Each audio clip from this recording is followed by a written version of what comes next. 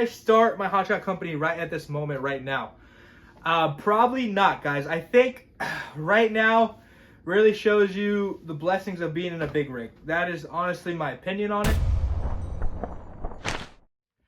What is going on, guys and gals? If you're trying to start a hotshot trucking company, or you have a company you want to make it more profitable, don't turn away, because this is a channel and video for you.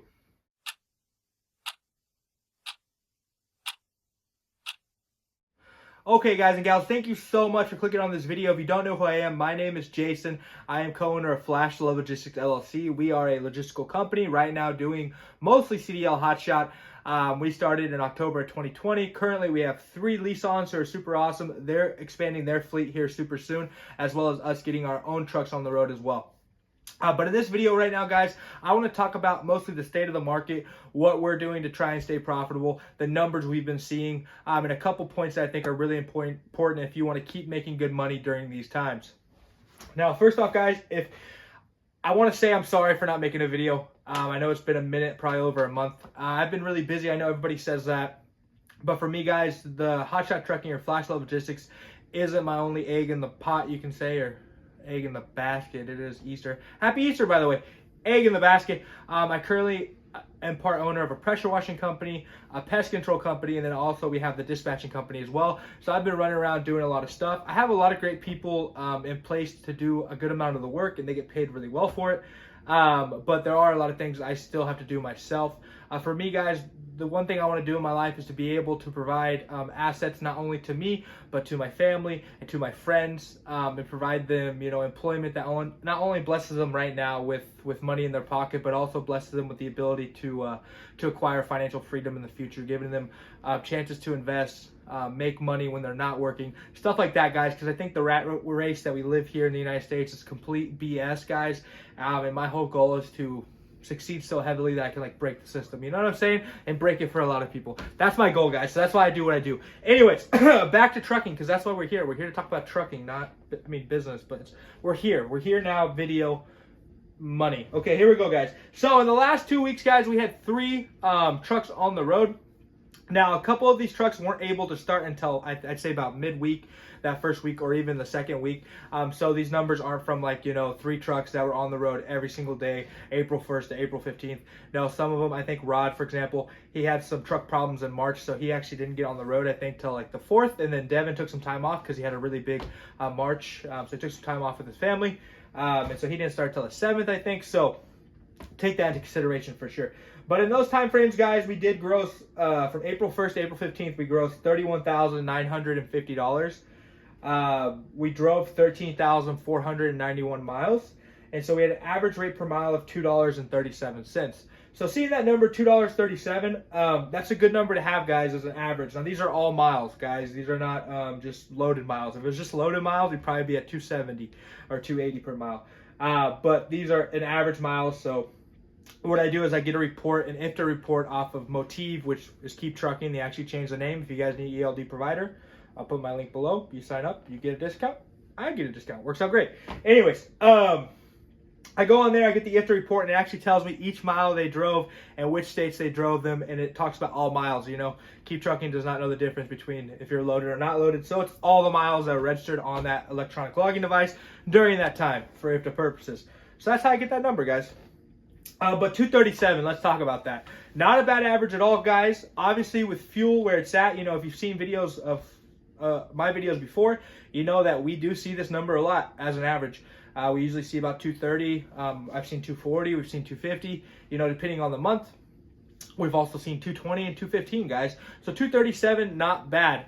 If anything, it shows us that maybe hotshot freight isn't reacting as much as we'd want it to the higher fuel, and that we might kind of get stuck with the bag of not getting higher profits.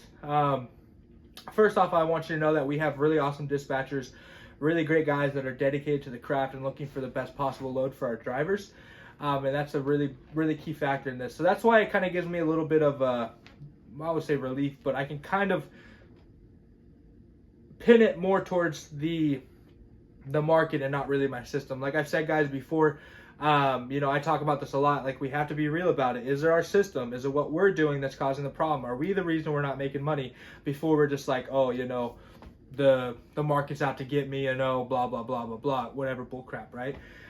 But that being said, guys, obviously during these times, I'd love to be over 250 a mile average. I think that put us probably at the same profitability mark as 6 months before, when we were more about 235 with the lower fuel cost.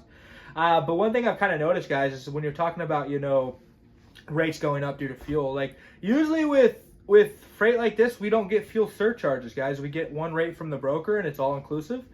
And we don't really have that luxury a lot of times like big rig trucks do. If you're talking about, vans or Conestogas or 48 flats, 53 flats or whatever, they're running specific lanes. A lot of them have dedicated freights, and during these times they're getting paid just a fuel surcharge on top to really equal everything out to their profits. So the profits are exactly the same as they were before. But we don't really have that luxury, guys. We're constantly looking for the best possible rate for the truck, and each load differs, guys. So, it's a little bit harder when you're in hotshot trucking. We're not really going to get a lot of the benefits that maybe those bigger trucks would, and it's up to our dispatchers to fight for those. It's up to you, if you're your own dispatcher, to fight for that, to get a fuel surcharge, to get more money on the rate, and we've made that very, very clear within Flash Dispatch, for my trucks that we dispatch for, but also for the private trucks that we dispatch for. That's what we're doing for you. But one thing I really like about these times, guys, is causing me to have to look deeper into the system, to look deeper into hotshot trucking and trucking in general, and find improvements, find places that we can improve. And I know that, the market fluctuates a lot. Gas is going to fluctuate a lot. I mean, diesel fuel is going to fluctuate a lot. In the future, now, whenever, it's really good to learn from these times, realize, okay, what do we do when our profits are, what can I cut out, or what can I do better now to make my profits more, so when fuel does go down, you're making even more money, guys. And as time goes on and you have, you're establishing your company, you're going to see a lot of areas where you can cut out a lot of cost.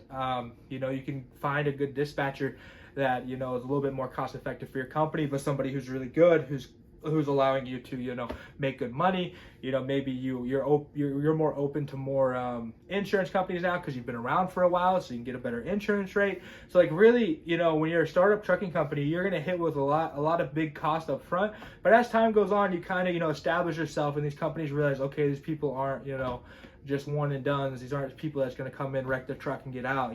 Like they're established, they're trying to do it right, and it really helps out, guys. So that's kind of my 2 cents on that, guys. I really think, during these times, it's important to have people in your corner. It really is, to have dispatchers who are looking out for you. If you guys are in need of a dispatcher, I have a dispatching company, Flash Dispatch Logistical Services, and we're getting good rates for the guys right now. I mean, you could ask anybody who's used my service, anybody using my service currently, that we're in your corner and we're looking out for you. I've had times before where we've onboarded a guy, and for whatever reason, 2 weeks later, it just didn't work out, for reasons of their own, for reasons of our own, like that happens.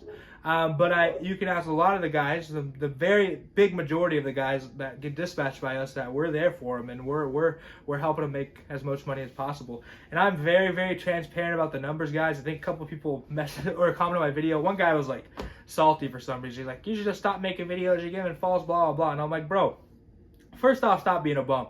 Second off, go after your dreams, dude. Stop, just do it, bro. Like, life, there's no rules to life. Just go send it, okay? Like, what are you talking about, bro? Like, come on. Why do you have this oppressed mind? It's like, anyways, besides the point. And then I was like, I'm like the most transparent person. Like, these are real numbers. Like, I'll show you the rate cons one by one. I'll show you anything you want to know. Like, these are real numbers. This is not a game, I'm not trying to get a false sense of hope to anybody. I'm just saying, this is what we do. This is what works. This is what we do. This is what doesn't work.